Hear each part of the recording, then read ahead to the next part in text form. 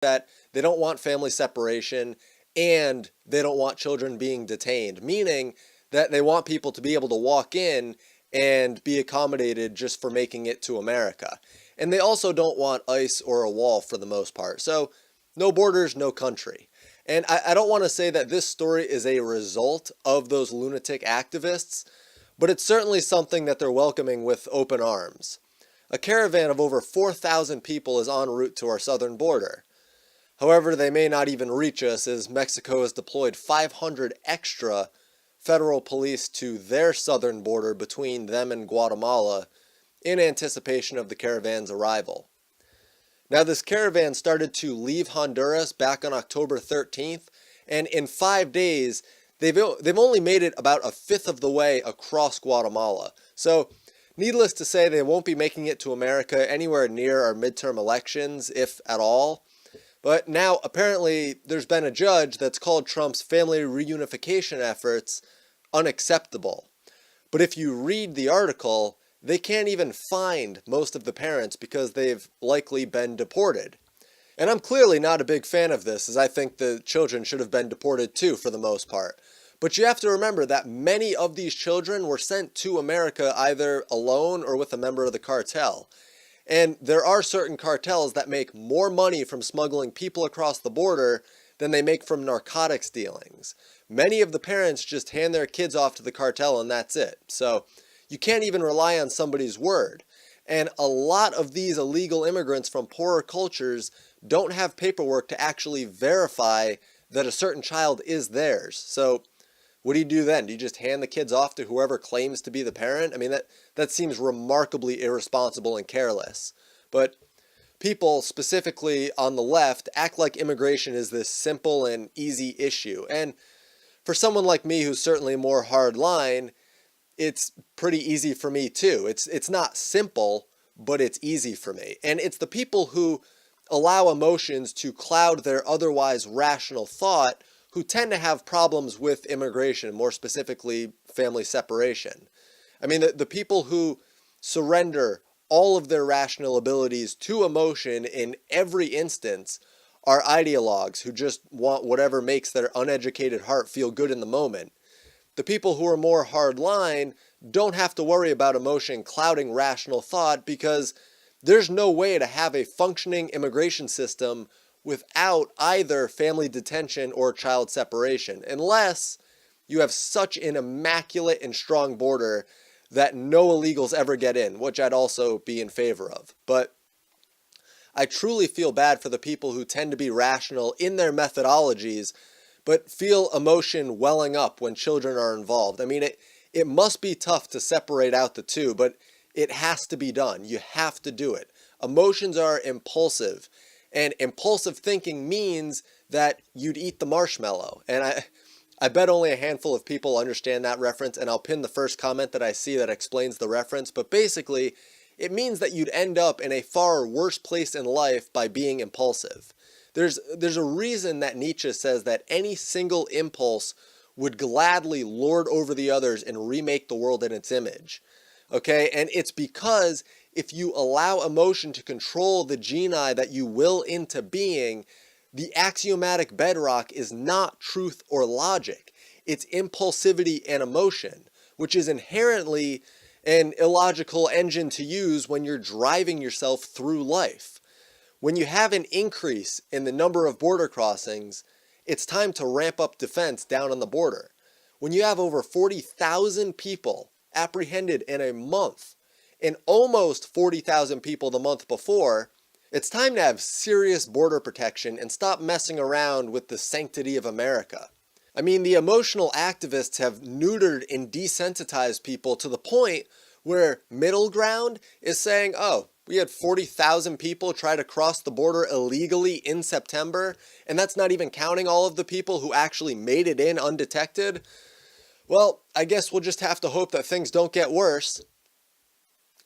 No, you fix the problem. You classify the cartels as terrorist organizations. You militarize the border if you have to. You build the wall. You abolish the welfare state, making them come here in droves. Abolish anything that incentivizes shipping your child to America, either with the cartel or in some other way. People need to realize, as I'm sure many people watching this do, that cultures clash. Not all cultures are equal in terms of furthering human life and promoting free markets and promoting productivity and creating a flourishing society. And that inequality is obvious. You can't be flooding the country with a culture that doesn't value property rights or free markets or the non-aggression principle. And sure, there are people here right now who don't value those things, and they're the ones adamantly trying to tear it down. But you try to contain the effects of dissent, not quell it, because by quelling it, you'd have to remove the very liberty that allows the open marketplace of ideas. But you contain the bad and harmful ideas, and you certainly try to keep them from pouring into the country like a faucet on full blast. I mean, and I do feel like it's a bit of a straw man to just keep saying that the people who want open borders and all of that are emotional, but it's because I'm not going to fully explain their ideology every single time that I mention this particular means of thought. The reason that I say it's emotional is because at its root, it is.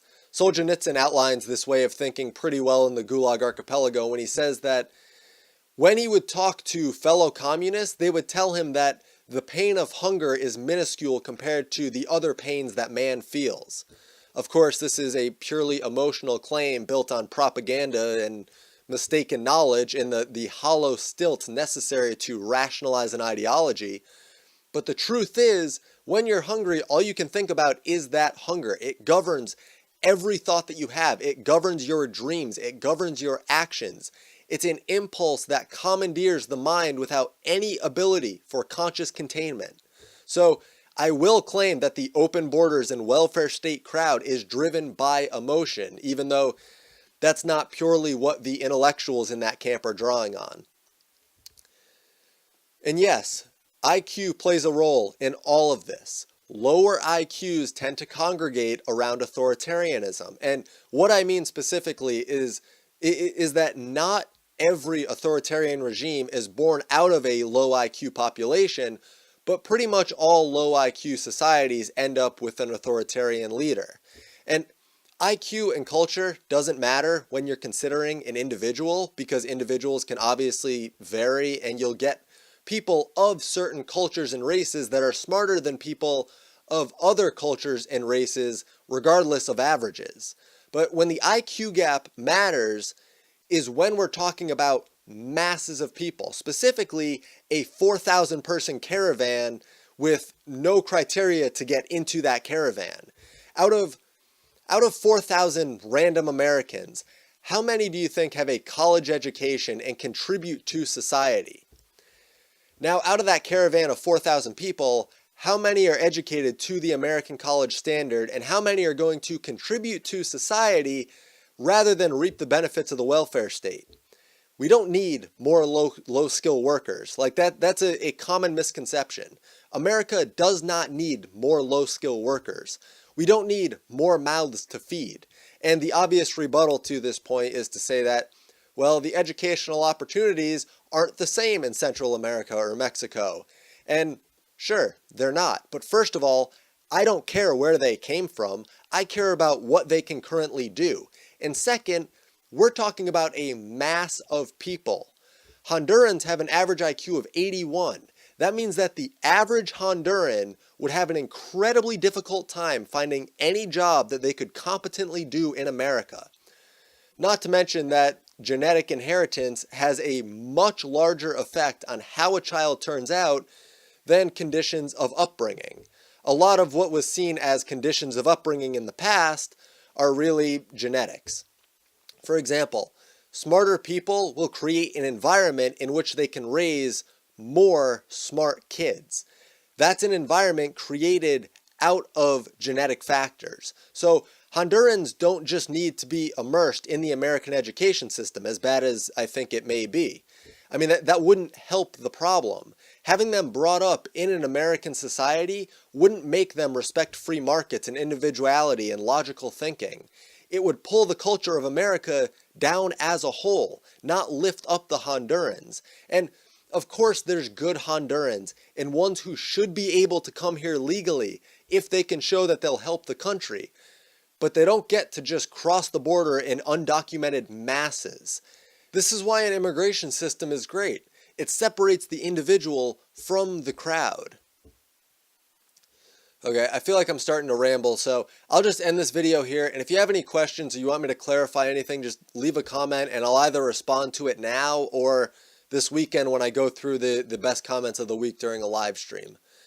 I mean, immigration it's a complex issue. It really is. And I wouldn't say it's difficult because, again, I'm more hardline than the average person, but there are a lot of complexities to it. So thank you all so much for watching. I really appreciate the support. Be sure to leave a like if you found this video